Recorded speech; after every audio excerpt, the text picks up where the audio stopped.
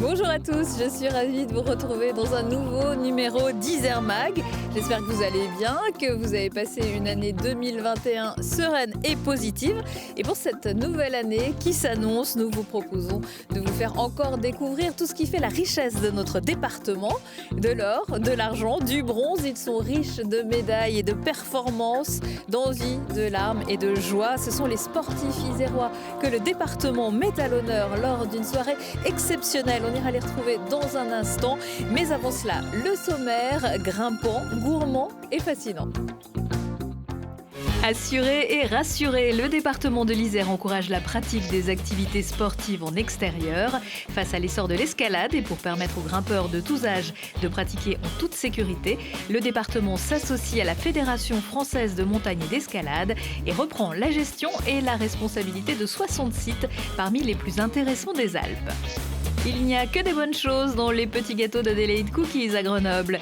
La boutique a déménagé rue Lafayette pour des locaux plus spacieux et chaleureux, mais les recettes restent les mêmes, à déguster sur place ou même à emporter, pour les pauses au bureau avec les collègues ou un goûter entre amis.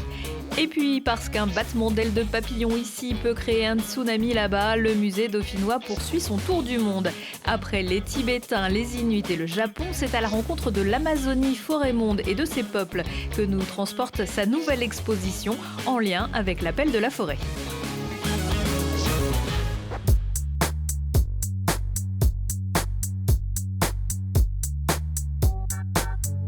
Chose promise, chose due, nous sommes à présent à Voiron pour la grande soirée organisée par le département l'Isère, fier de ses sportifs. Avec 270 000 licenciés répartis dans plus de 3 000 clubs, l'Isère se place parmi les départements les plus sportifs de France. Et j'ai à mes côtés la vice-présidente du département en charge de la jeunesse et des sports, Martine Colly. Bonsoir. Bonsoir. Alors quel est le but de cette soirée ?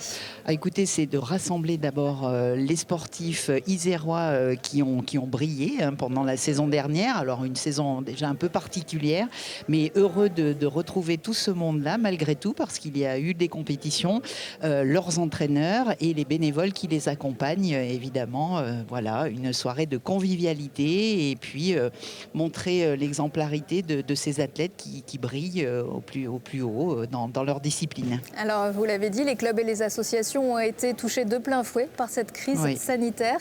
Comment le département leur est venu en aide ? Alors à différents niveaux. Tout d'abord, dès le début de la crise, nous avons maintenu les subventions qui étaient prévues initialement pour l'organisation de manifestations ou de compétitions. Et puis dans un second temps, nous avons eu une aide de près de 30 millions d'euros pour l'ensemble des associations, qu'elles soient sportives, culturelles, caritatives, parce qu'on savait vraiment qu'il y aurait effectivement malheureusement des conséquences à cette crise avec la baisse bien sûr des adhérents.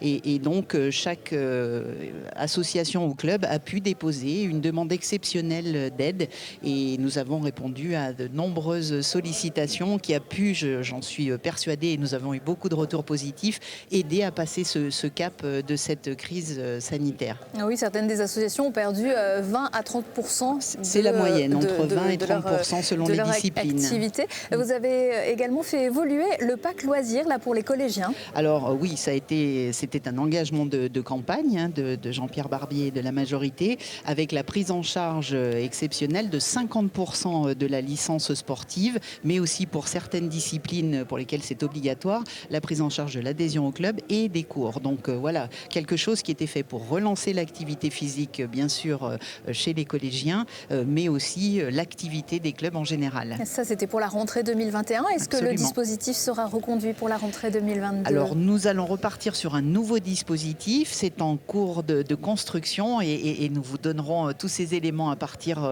du mois de janvier-février, mais toujours bien sûr des avantages pour les collégiens, plus de facilité, plus de souplesse pour les clubs, avec bien sûr des avantages pour toujours le sport, la culture, beaucoup de choses à proposer aux collégiens et leurs familles. On se projette un petit peu, 2024, les JO de Paris. L'Isère se prépare également.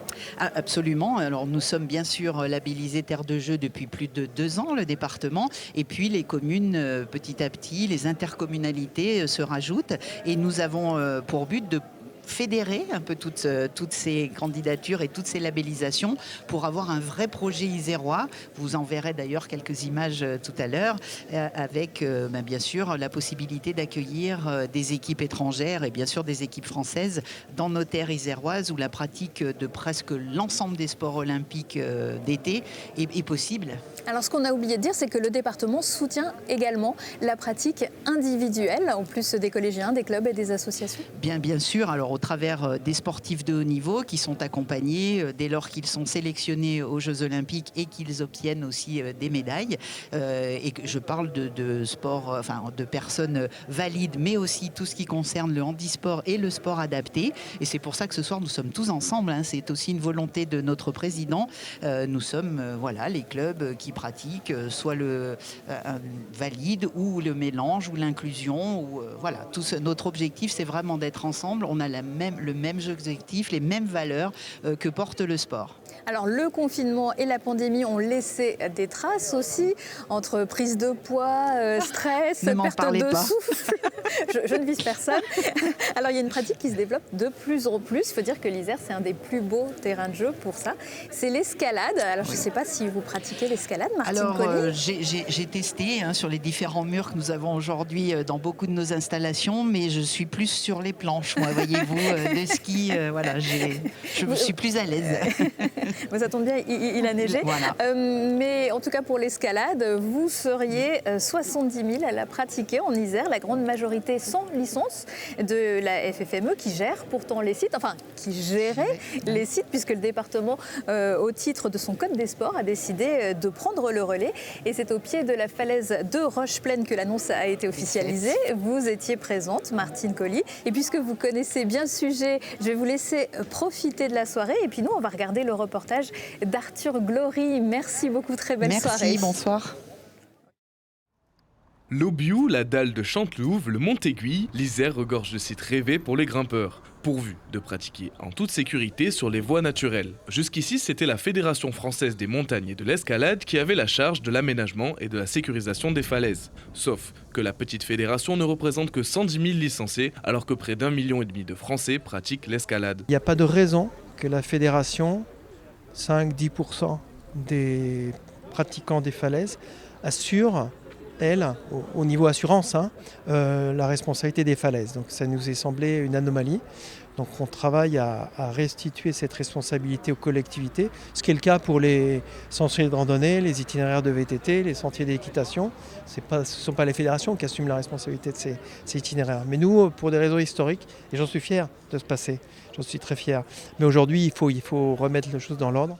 Alors le département de l'Isère s'engage désormais à assumer cette charge. Et une autre question d'ordre juridique suscitait le débat. Depuis un éboulement en 2010 où 2 personnes avaient été grièvement blessées dans les Pyrénées-Orientales, la responsabilité posait question. Dorénavant, en Isère, que le propriétaire de la falaise soit public ou privé, c'est le département qui endosse cette responsabilité, affirmant ainsi son soutien aux côtés des pratiquants au sport de montagne. Pour nous, il y a 2 aspects. Sur le premier aspect, le partenariat avec la FFME, pour les accompagner à sécuriser les voies, bien sûr, il y a un accompagnement financier d'à peu près 30 000 € parce qu'il faut acheter du matériel. Et puis, pour ce qui concerne la deuxième partie, c'est-à-dire la sécurisation juridique des accès, c'est un investissement technique de la part des personnels du département. La reprise du conventionnement pérennise aussi certains sites d'escalade complètement délaissés. Piton, Split et chaînes d'attache vont alors continuer de peupler nos falaises. Je suis à présent aux côtés de Clément Colombi. Bonsoir Clément. Bonsoir. Alors, est-ce que tout va bien ? Moi, ça va bien. Oui. Quelles sont tes dernières performances, Clément ? J'ai fait le championnat d'Europe de Nathalie. 2 fois premier sur le 800 mètres premier. Et le 4 fois 200 mètres premier. 4 fois troisième et un troisième sur 400 mètres. Ah bah c'est vraiment pas mal. Alors ça, c'est de la natation parce et que... j'ai fait 6 médailles. Ah oui, c'était pas fini. La natation, tu nous as apporté ton beau bonnet. Mais bonnet. Et la natation, il y a encore, la saison n'est pas terminée, c'est ça ? C'est pas encore terminé. Championnat du monde. Après championnat du monde, c'est le ski nordique. Ah, voilà, les championnats du monde, ce sera à Montluçon et après, on range le bonnet et on Après, enchaîne ça, avec le ski nordique. Le ski nordique, qu'est-ce que tu voudrais pouvoir faire cette année? Quelles sont tes ambitions? C'est le ski, c'est juste moi tout seul, c'est trisomique. Ouais. C'est là, il y a plusieurs titres d'or, médaille d'or, argent et argent, ouais. Et donc tu fais partie de la Fédération française de sport Ouais, adapté. c'est ça, c'est pour adapter. Voilà. Et tu es aussi dans la team Isère. Et team Isère. Voilà, avec tous tes camarades qui vont également être récompensés à l'occasion de cette cérémonie. Merci beaucoup Clément. De rien. Merci, à bientôt.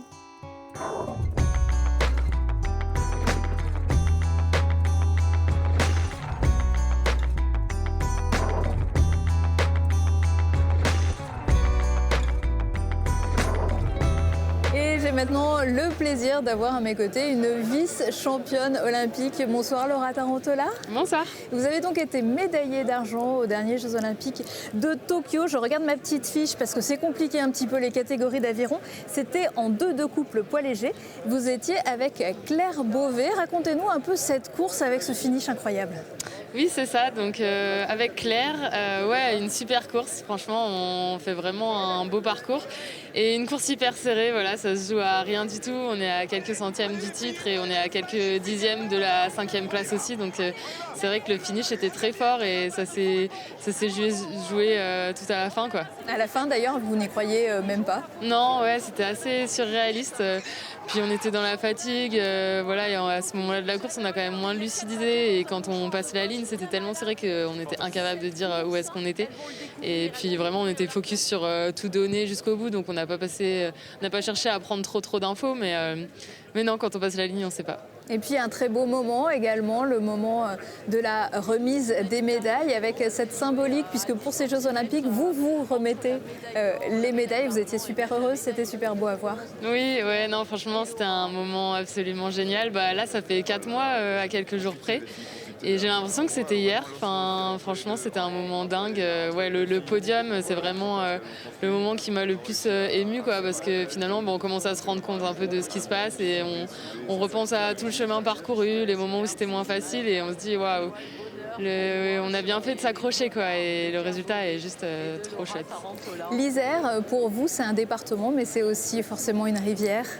Oui, c'est ça, ouais, c'est la rivière sur laquelle je m'entraîne avec le DRAC, au niveau du pont d'Oxford.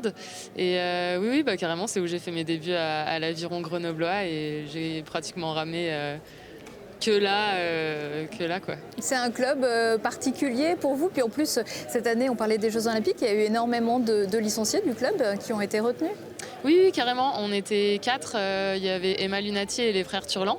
Et oui, non, c'est une super performance pour le club d'avoir réussi à amener 4 athlètes aux Jeux. C'est quand même un gros pourcentage de toute l'équipe. On était une équipe à 13 à peu près. Donc voilà, ça fait quand même beaucoup de Grenoblois. Donc c'est chouette, ça fait rayonner le club à l'international. Alors on espère que le club rayonnera également en 2024. Là, vous ne serez pas tout à fait à domicile, mais quand même à Paris. Ces Jeux, vous les attendez avec impatience ? Oui, carrément. Là, voilà, j'ai fait une bonne pause et là, c'est la reprise.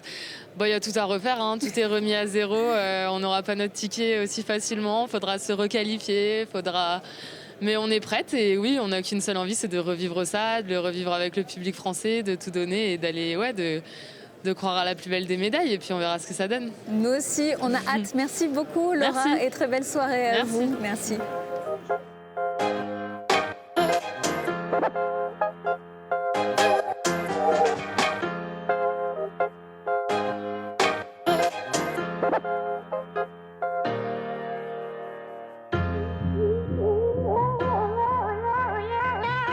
Bonsoir Nance Peters.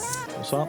Vous êtes membre de l'équipe AG2R à Citroën Team. Vous êtes donc un coureur cycliste. Comment s'est passée cette année 2021 pour vous ? Alors, j'ai eu une année un petit peu compliquée, parsemée d'embûches entre les chutes, les fractures, et j'ai eu le Covid aussi. Donc deux maladies, 2 fractures. Donc c'était un peu compliqué, une saison blanche à oublier, quoi.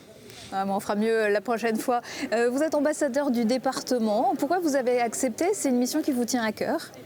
Donc moi je suis originaire du département de l'Isère, donc c'est tout naturellement que le département s'est tourné vers moi l'année dernière. Le but c'est vraiment de promouvoir le sport et en particulier le cyclisme dans le département. On a un territoire qui s'y prête parfaitement avec beaucoup de petites routes, de pistes cyclables, des ascensions, des cols mythiques. On pense notamment à l'Alpe d'Huez, mais il y a beaucoup de routes, notamment chartreuses, les Belles Donnes, beaucoup de surprises à découvrir. Mais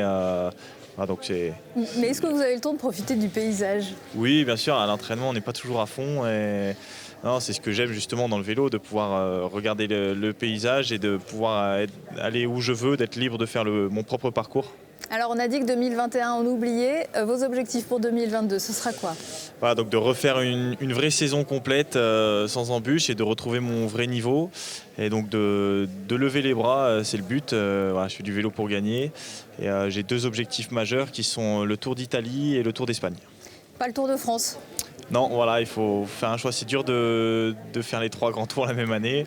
Et déjà 2, ce sera pas mal pour l'année prochaine. Alors on verra pour 2023, on vous attendra aussi au tournant. J'imagine que l'alimentation pour un sportif de haut niveau, c'est un paramètre à pas négliger. Vous avez un régime particulier ?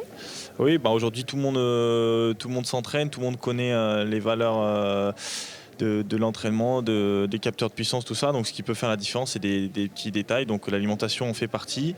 Et en hiver, on est un peu plus libre de faire ce qu'on veut et de profiter aussi. Mais en saison, c'est vrai qu'il faut faire attention. Et puis dans les ascensions, chaque kilo compte. Alors j'espère que vous vous accordez quand même quelques petits plaisirs de temps en temps. Et si c'est le cas, je vais vous conseiller d'aller chez Adélaïde Cookies. Adélaïde Cookies, c'est une boutique grenobloise qui propose plus de 40 parfums pour des cookies croquants et moelleux à cœur. Charlotte, j'allais l'appeler Cookie, Charlotte Faulkner, qui aime aussi le vélo, elle a aussi craqué pour ces cookies-là. Merci beaucoup, bonne soirée. Merci à vous. Chez Adélaïde Cookies, difficile de choisir entre tous les biscuits présentés. Dans la boutique, pas moins de 40 variétés différentes sont proposées aux clients.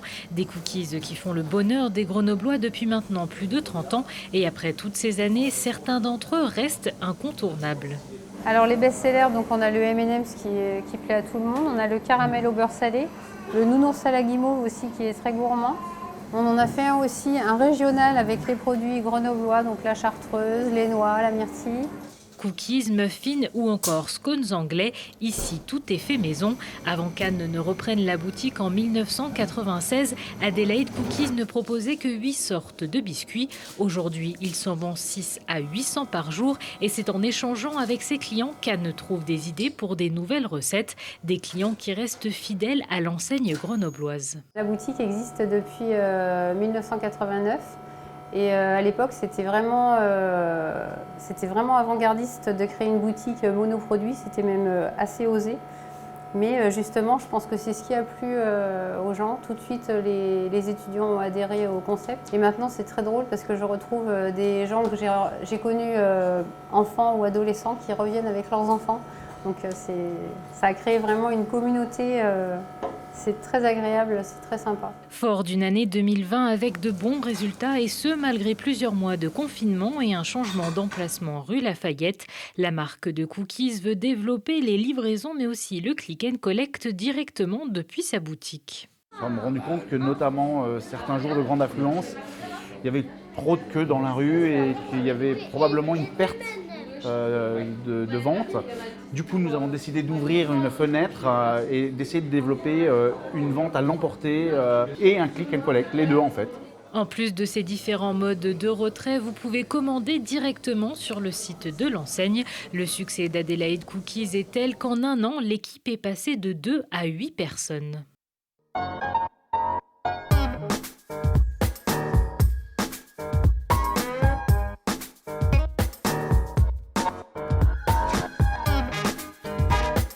Après un petit tour par Voiron et l'événement l'Isère fier de ses sportifs, nous sommes de retour au cœur des massifs des Alpes, les pieds dans la neige du Vercors face au massif de Beldon et du Taillefer. Alors moi, tout ce blanc, je sais pas vous, mais ça me donne envie de lait. Et puis quoi de mieux qu'un cookie trempé dans un verre de lait. Début 2022, vous devriez retrouver dans vos grandes et moyennes surfaces la brique plein les yeux du lait 100% Isir, la marque du département.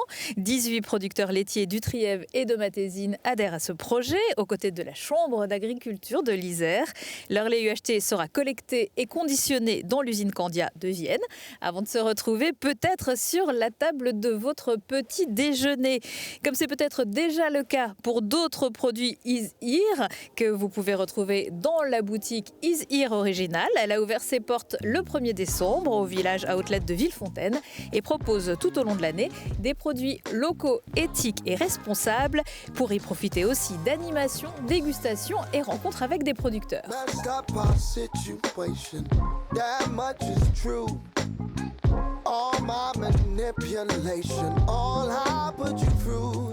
La rencontre en Isère, elle peut aussi être plus surprenante parce que le global a également des répercussions sur le local, que le sort de l'Amazonie, poumon vert de la Terre, nous implique tous. Le musée dauphinois propose jusqu'au 2 mai 2022 une exposition pour mieux comprendre l'histoire de ces territoires, mais aussi découvrir comment vivent ces peuples. Avec ses 390 milliards d'arbres, la forêt d'Amazonie constitue le plus grand réservoir d'espèces animales et végétales. Voyez le reportage de Charlotte Faulkner. Avec sa scénographie immersive, le musée dauphinois vous embarque au cœur de l'Amazonie. Le parcours de l'exposition est à la fois historique mais aussi très symbolique afin de découvrir ce territoire depuis des temps archéologiques jusqu'à nos jours. Grâce aux fouilles qui ont lieu depuis une trentaine d'années, des découvertes permettent d'attester d'une présence en Amazonie vieille de plus de 1300 ans. Elle date de entre 400 et 1350 après Jésus-Christ. Donc ce sont des objets archéologiques un petit peu difficiles à dater, mais qui correspondent pour nous finalement au Moyen-Âge. Donc ce sont des éléments trouvés sur l'île de Marajo, donc qui est une énorme île grande comme la Suisse, qui se trouve à l'embouchure du fleuve Amazone et qui est extrêmement réputée notamment pour les décors réalisés. Pour cette exposition, le musée a pu compter sur un prêt de 80 œuvres issues des collections ethnographiques du musée d'histoire naturelle de Lille. Des objets qui permettent d'attester de la diversité culturelle en Amazonie, comme cette coiffe de la tribu des Inikaraja qui symbolise le passage à l'âge adulte. Alors cette coiffe est magnifique déjà, elle est exceptionnelle et je trouve extrêmement symbolique, puisqu'elle est liée, sa forme est liée à une histoire mythique de ce peuple, des Inikaraja, qui rappelle effectivement le soleil par son rayonnement. L'exposition aborde les luttes des populations autochtones dont les vies et les territoires sont menacés par leur paillage illégal, les coupes de bois ou encore l'extension de l'agriculture avec la culture intensive du soja, des faits que Tiwen Kuchili, artiste guyanaise, symbolise avec son œuvre. Et c'est ce qu'elle indique avec ces chiffres en dessous des animaux représentés et qui donnent à comprendre que tous les animaux sont contaminés au mercure et que c'est une catastrophe sanitaire pour les populations autochtones de Guyane. Rien qu'en 2019, 90 000 départs de feu ont été recensés en Amazonie. Aujourd'hui, 20% de la forêt amazonienne a été détruite, un seuil critique qui met en péril sa régénération. Cette exposition s'inscrit dans le cadre de l'Appel de la forêt, un événement lancé par le département en 2021. Et dans l'agenda, une autre exposition à ne pas rater. Pour sa première expo post-Covid, le musée des Beaux-Arts de Grenoble ne pouvait pas faire un meilleur choix. Pierre Bonnard, né d'une mère alsacienne et d'un père dauphinois, a été surnommé le Nabi japonais, puis le peintre du bonheur. Il sublimera les paysages du Grand Lens dans sa jeunesse et du sud de la France, mais aussi bien sûr le corps de sa muse, Marthe. Bonnard, les couleurs de la lumière, où le parcours d'un des grands visionnaires de la peinture du XXe siècle est à admirer jusqu'à fin janvier.